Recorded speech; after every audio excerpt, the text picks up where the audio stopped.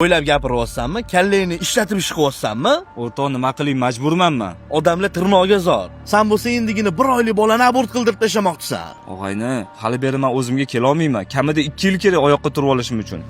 Tushunyapsanmi? Eplolma sen nima qilarding uylanib? Uylanmasam ham bo'lmasdi, bilarding-ku.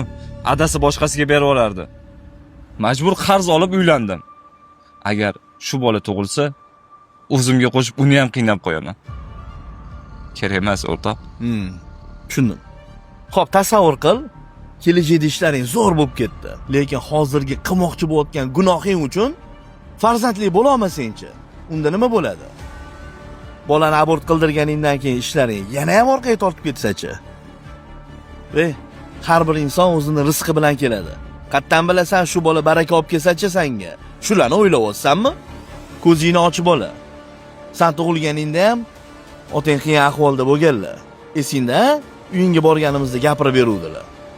Lekin seni abort qildirmaganlar. O'ylab ish qil, og'ayni. Bolani boqishga qiynalaman, qo'rqaman, boqa olmayman desang, men o'zim boqib olaman bolani. Lekin abort qildirma.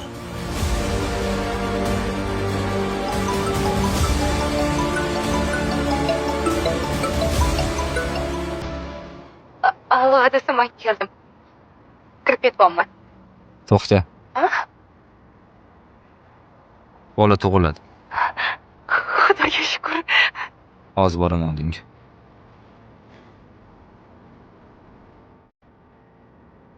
Tug'iladi.